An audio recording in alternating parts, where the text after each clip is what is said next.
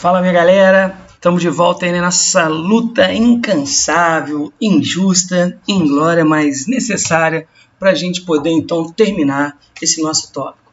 Bom, quem esteve aqui no nosso último encontro vai lembrar que a gente estava falando sobre os Estados Unidos no século XIX, beleza? A gente está falando sobre a expansão norte-americana e o que faz com que os Estados Unidos venham se tornar essa potência que a gente conhece. A gente brinca sempre que o povo americano ele é tão evoluído, já falei com alguns aí, meus alunos sabem disso, é um povo tão, na verdade, próspero, é um povo de tanta visão, que, por exemplo, você que aqui no Brasil hoje está, paga fortuna, né? Não estou cobrando nada do Marchand aqui não, tá? Mas olha só, para estudar no CCA, Fisk, Wizard, British, Cultura Inglesa, entre outros cursos, paga-se uma fortuna, e o que eu falo sempre? Lá não, lá nos Estados Unidos você anda e criança já fala inglês, mendigo fala inglês, então isso é importante. Mas sacanagem à parte, galera, a gente vai dar continuidade ao que a gente estava comentando sobre a próspera expansão norte-americana, sobre a corrida do ouro, sobre a ideia do Far West. Só que quem se lembra do nosso último encontro,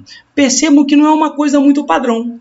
A gente começa a perceber algumas divergências muito evidentes entre as regiões dos Estados Unidos. Então o que eu falei para vocês? Se você se lembrar lá na formação das 13 colônias, entre o modelo com que foi formado o Norte e o modelo com que foi formado o Sul, você vai perceber exatamente o início da nossa aula de hoje. Por quê? Repara que a gente tem aqui na tela o tema chamado de Guerra da Secessão, também conhecida como Guerra Civil Americana, alguns chamam de Civil War. A galera que curte aí Guns N' Roses, você tem uma musiquinha que fala um pouco dessas guerras civis, mas é o que eu comento, né? Por exemplo, você vai perceber que o americano condecora quando o americano mata um afegão, quando o americano mata um norte-coreano, quando o americano mata um vietnamita, mas, galera, quando o americano mata americano, a situação fica complicada.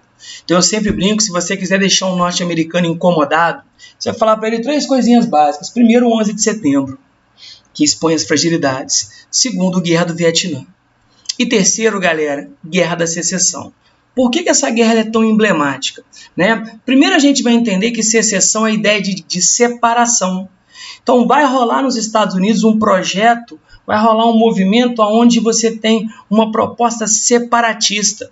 Faz uma pontezinha com a galera que estuda História do Brasil, para quem se lembra da Farroupilha, quando há um projeto da região sul do Brasil, inicialmente a província do Rio Grande do Sul e mais tarde Santa Catarina, de se separar do resto do Brasil durante o período regencial.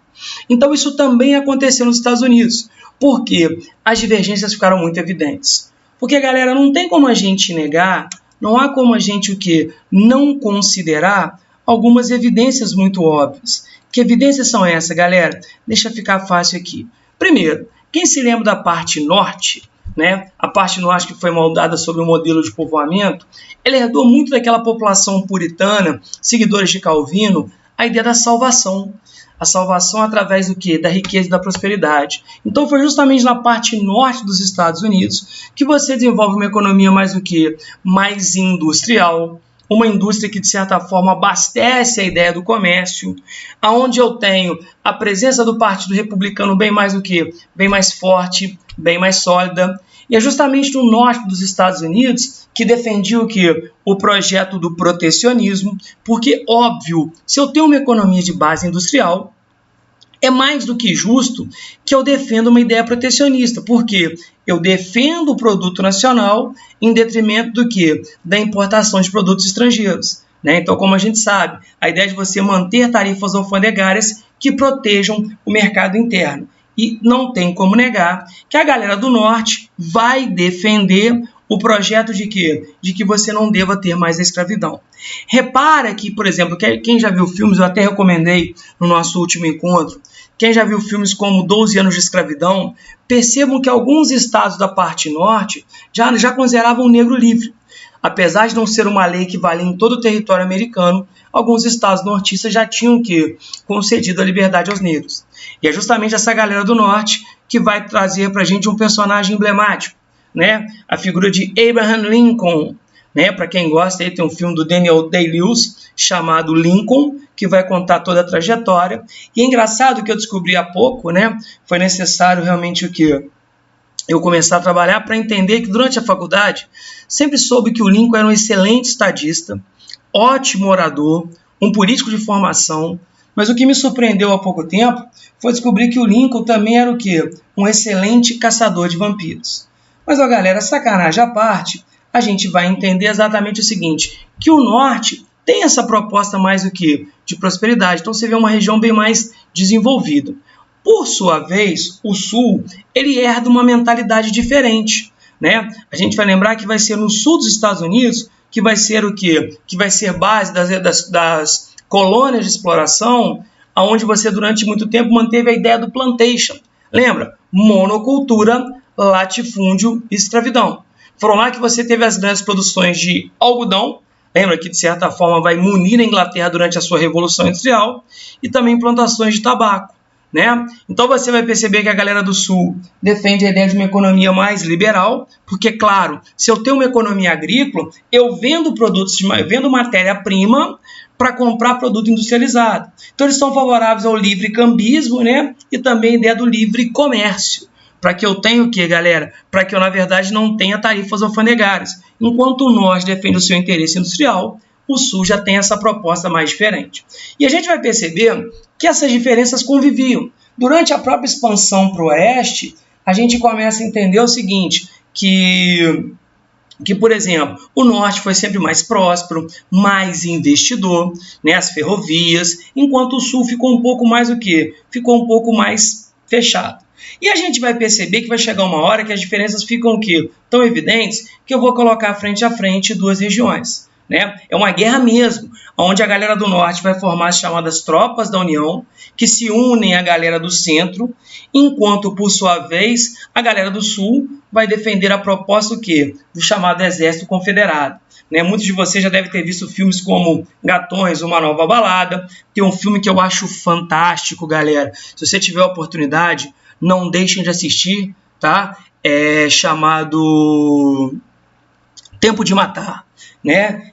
Há pouco agora eu vi um filme, até por indicação de uma aluna minha, né, chamado, como é o nome dele? Sede de Justiça, Luta por Justiça, né? A história de um advogado negro realmente que vai lutar contra o quê? Contra a condenação de um prisioneiro, baseado em fatos reais, tá, galera? Então, aprendam, enxerguem isso também. Tá? Então, uma série da Netflix que eu acho muito bacana para a gente entender essas disparidades, chamado Olhos que Condenam. Tá? Depois eu vou deixar para vocês, aí alguns já devem ter, uma listinha de filmes e séries que mostram as sequelas disso tudo. Mas então vejam que, num primeiro momento, as diferenças são muito evidentes, envolvendo o Norte e o Sul. Bom, a gente tem, então, como eu falei, o projeto, né, da unidade do Norte, enquanto o Sul a bandeira confederada, que você vai ver em desenhos como American Dad também, né, o próprio Infiltrados na Clã, que depois a gente vai falar um pouco mais disso. Mas então a gente começa a perceber que, de um lado, eu tenho Abraham Lincoln, né, para quem já viu Uma Noite no Museu 2, é aquela estátua que detesta pombo, e daqui a pouco vai disputar as eleições com um candidato sulista chamado Jefferson Davis. Então, num primeiro momento, eu tenho o quê? As divergências que vão levar à guerra. Tá? Então, como eu falei, essas divergências acabam sendo muito evidentes e eu vou colocar frente a frente o quê? Uma nação. Eu vou dividir um estado, perfeito? Quando eu falo dividir um estado, eu quero que a galera entenda exatamente o seguinte, tá? Que há uma proposta de separar. A galera do Sul realmente não vai concordar, porque, como eu falei, muita gente busca entender o estopim. Daqui a pouco eu vou elucidar isso melhor. Mas entendo que essa divergência ela vai chegar um momento que ela fica insustentável. Por quê? Porque a galera do Norte vai lançar como candidato o nosso querido Abraham Lincoln, enquanto o Sul lança a candidatura do quê? De Jefferson Davis. E as propostas são muito divergentes, que eu vou falar daqui a pouco. Porque nesse momento agora, a gente enxerga também essa ideia da divisão, porque quando eu falo aqui, vejam vocês, a galera é o seguinte, né? A galera do Sul que não concordava com o projeto apresentado pelo candidato nortista Abraham Lincoln. E o que o Lincoln defende? O Lincoln, quando então se candidata, né, à presidência da República norte-americana, e uma coisa é fato, quem já teve aula comigo aí vai lembrar, que é louvável, né, galera? Desde a primeira Constituição norte-americana, que foi promulgada em 1787, né, que ela teve como eleição do primeiro presidente norte-americano, o nosso querido amigo George Washington, até a eleição de Donald Trump, você nunca teve outro governo que não presidencialismo, tá? E o Lincoln, ele defendia que, se eleito fosse, ele realmente tinha dois grandes projetos. Quais eram os projetos, galera? Se ele fosse eleito presidente, primeiro, ele queria acabar com a escravidão. Entra muito na cabeça de vocês o seguinte, mas espera aí, qual é a intenção do Lincoln em acabar com a escravidão? Ele, nortista, de região industrial, ele defende que a ideia de acabar com a escravidão seria uma forma também de você ampliar o mercado consumidor. Porque eu sempre falo com o aluno, o escravo trabalha demais, só que ele não recebe. Tá? Tudo bem que existem pessoas preocupadas com o quê? Com o bem-estar do negro. Claro que tem. Tá? Mas há um interesse econômico muito forte em, na verdade, você o quê? Implantar essa ideia. Né? Essa ideia de você ampliar o mercado consumidor.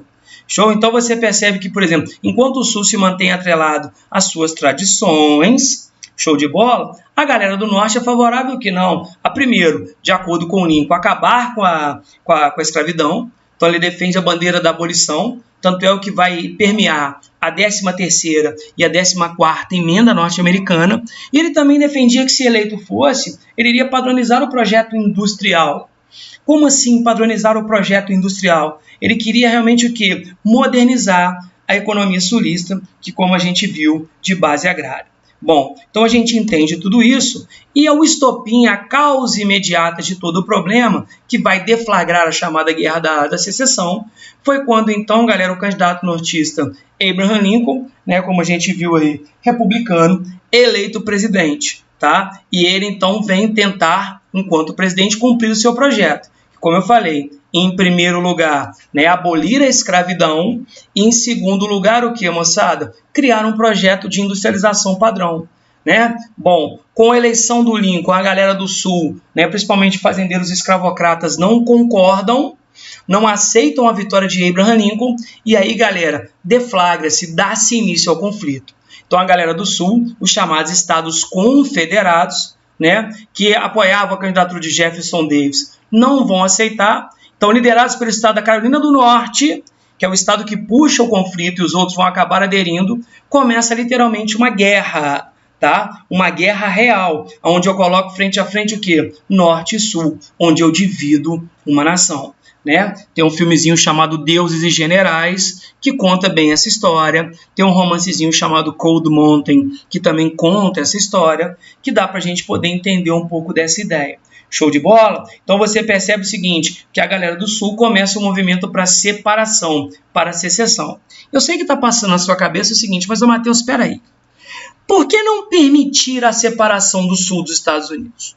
Tá? Se é uma região agrária, né, de base escravocrata, de não muito desenvolvimento, por que não permitir?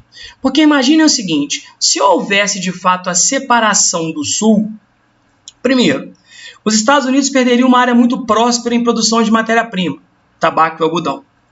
Segundo, você perderia geopoliticamente uma área de muita importância, porque a região sul dos Estados Unidos, aquela região da Flórida mesmo, ela tem uma proximidade com a América Central, dentro daquela política do quê? Da América para os americanos. Então eu perderia também esse controle. Outra coisa, eu estimularia outros estados a fazerem a mesma coisa, a levantarem a bandeira separatista. E não mais do que necessário lembrar que o Estado se separa, ele realmente tem autonomia, ele para de contribuir tributariamente. Então você para de arrecadar.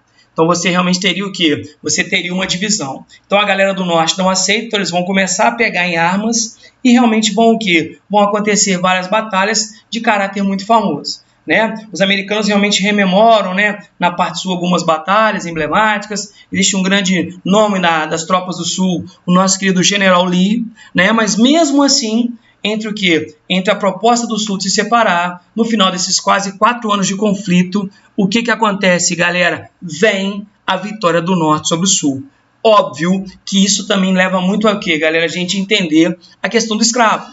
O escravo, óbvio que não vai lutar no sul, para o quê? Para manter a escravidão. Né? Então, realmente, isso fez muita diferença e, claro, o norte também tinha mais tecnologia militar. O fato é que, no final de 4 anos, você tem a vitória do norte sobre o sul. Então, o projeto vitorioso do norte, ele acaba o quê? Acaba superando o projeto separatista do sul. Lembrando que, durante a Guerra da Secessão, né, a gente já havia falado sobre a Homestead Act, a Lei do Povoamento, tá? E você vai lembrar também que durante a Guerra da Secessão, em 1863, é assinada a 13ª e mais tarde a 14ª emenda, quando agora oficialmente, só para a galera poder lembrar, tá, galera? Agora, oficialmente, eu estou o quê? Eu estou abolindo a escravidão nos Estados Unidos. Vejam, a independência acontece no século XVIII, tá? Mas, na verdade, o que, galera? A independência só vai ocorrer no século XIX, quando, então, na verdade, é garantida a propósito do Lincoln. Curiosamente, o Lincoln, que tanto defendeu, né, esse projeto de unificação, ele acaba sendo assassinado, né, no Teatro Ford. Abraham Lincoln, na verdade, o quê? É assassinado por um fazendeiro sulista que achava inadmissível que brancos e negros fossem iguais. Reparem que a partir de agora, pelo menos a lei estabelece que em todo o território americano, porque é uma emenda constitucional, não é uma lei estadual, é uma lei que vale em todo o território, que brancos e negros têm que, entre aspas, serem iguais. Nós sabemos que não é tão fácil. Se fosse tão fácil, a gente nunca ouviria falar sobre Martin Luther King, sobre Malcolm X, sobre Panteras Negras, entre outros movimentos que sempre lutaram pela questão da igualdade civil, seja pela questão pacífica, seja pela questão violenta. Mas o fato é que termina-se a Guerra da Secessão com o quê? Com a vitória nortista sobre o Sul, e no final de tudo isso, você tem o quê? Algumas consequências muito evidentes. E quando eu me refiro a algumas consequências muito claras, o que eu queria que a gente pudesse, então, analisar aqui? Então, vamos lá, moçada. Algumas consequências meio evidentes. Primeira coisinha, tá? Você tem uma sequela. De quase 4 anos após, de guerra, nós tivemos cerca de 600 mil mortos. Repito, americano, quando mata vietnamita, coreano, chinês, ele é herói. Né? Para quem já viu Sniper americano, quem já viu Guerra ao Terror, entende o que eu estou falando. Mas você vai deixar uma sequela, né, da questão do quê? De cerca de 600 mil mortos. Tá? Outra coisinha, com a vitória do Norte sobre o Sul, eu vejo claramente a força que o Norte tem. Por quê? Porque o Norte passa, então, a exercer uma supremacia tanto política quanto econômica. Você obriga os Estados do Sul a se modernizar. Uma vez eu vi na super interessante, aquelas coisas de suposição. E se o Sul tivesse vencido? Tá? Eu vi um historiador americano falando que se o Sul tivesse vencido a guerra e tivesse vindo se separar, o Sul dos Estados Unidos, né, seria basicamente como o México. Uma região agroexportadora com muito problema social, desigualdade, inclusive muito propensa à questão do narcotráfico. Beleza? Tá? Não há como negar com essa vitória do Norte sobre o Sul, né? Há também um crescimento industrial muito evidente, né? Você vai perceber que, por exemplo, por um lado, para alguns fazendeiros do Sul, foi interessante, tá, galera? Realmente a derrota, porque eles acabaram tendo que modernizar a sua produção agrícola. Tá? Não tem como a gente deixar de falar que uma consequência real, fruto do quê? De uma luta, e acaba sendo legalizada, na verdade foi o quê, moçada? Foi a questão dos negros. Agora, por exemplo, mesmo que livres, tá? Eles, na verdade, é o seguinte, eles sofrem ainda com a discriminação. Então, quando a gente fala sobre a ideia de sofrer com a discriminação, é uma coisa realmente muito complicada, né? Porque, por exemplo, a gente vai perceber que até hoje você tem o que, galera? Você tem essas sequelazinhas, né, do fruto da Guerra da Secessão. Perfeito? E o problema é que essa marginalização ela se dá a partir do momento que nós tivemos os movimentos segregacionistas. Né? O que é isso? Você começa a ter movimentos que segregam, que buscam não reconhecer o direito galera? O direito dos negros. Tá? Então você começa a perceber que, por exemplo, né, uma coisa muito, muito fática disso tudo aí, na verdade, como eu falei, de movimentos segregacionistas, tá? A questão do surgimento de movimentos racistas. E aqui a gente tem a evidência, para a galera não esquecer. Perfeito, galera? O que é isso? É a ideia de que, por exemplo, vai surgir um movimento de muito peso, tá? A questão da Ku Klux Klan. Quando você for falar Ku Klux Klan, o que vai acontecer? Você não fale perto do coleguinha para não cuspir nele, tá? Então a gente fala muito disso, tá? Porque qual é a ideia? Né? Numa época onde você não reconhece, inclusive você tem o que eles chamam da era Jim Crow. O que é isso, galera? Quando na verdade foram aprovados em alguns estados americanos, tá? Entre os anos de 1876, olha que absurdo, 1876 até 1965, leis que garantiam que negros e brancos tivessem o quê? Divisões.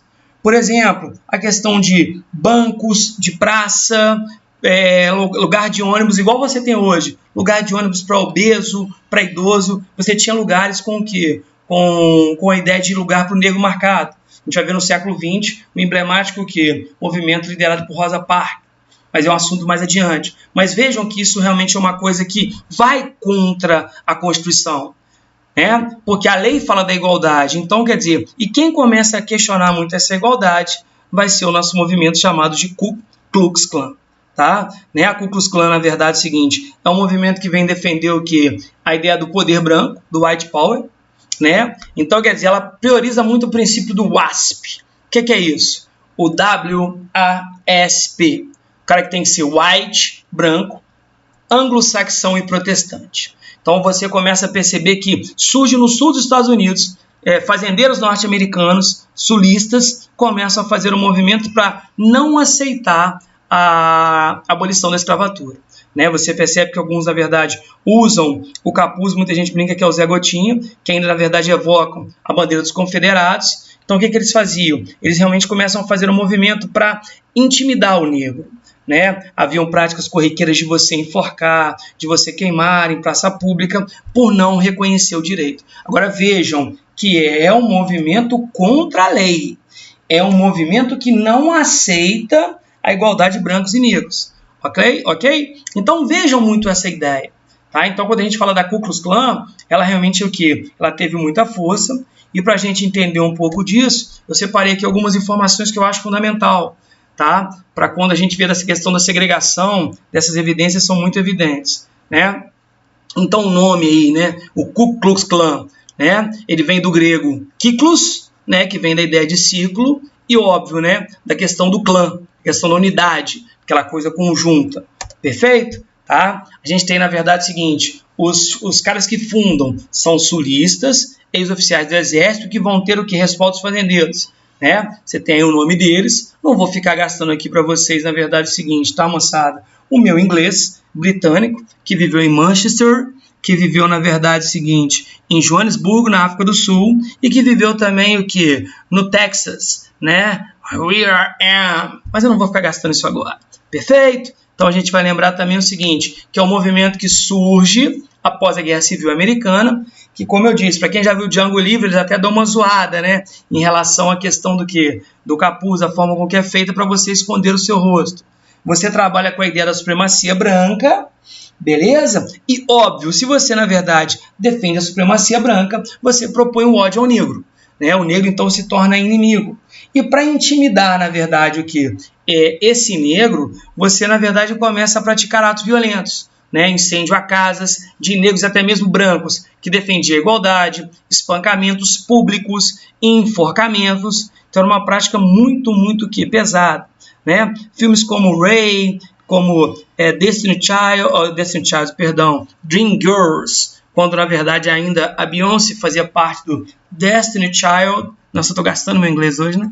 Então é o seguinte, mostram isso, e olha, galera, também assistam um filme chamado Histórias Cruzadas, que mostra muito essa questão ainda presente, tá? Como eu falei para vocês, que o 12 anos de escravidão é uma obrigação, tá? Olhos que Condenam também é fantástico, é uma sériezinha muito bacana, tá? Quando você então fala da Ku Klux Klan, você na verdade tem alguns símbolos emblemáticos, que é aquele capuz cônico, né, galera, que realmente mostram. A cruz queimada era uma forma também de você o quê? Mostrar essa ideia, perfeito? Chegou a ter, enquanto organização hoje, galera, esse movimento acaba sendo monitorado pelo FBI, mas ela chegou a ter cerca de 4 milhões de membros. Quer dizer, isso é gente pra caramba na década de 20, numa época onde o quê? Onde mesmo a lei falando da igualdade, né, a segregação era muito presente, né, como eu falei, valia essa ideia da lei Jim Crow, conjunto de leis, das divisões, perfeito?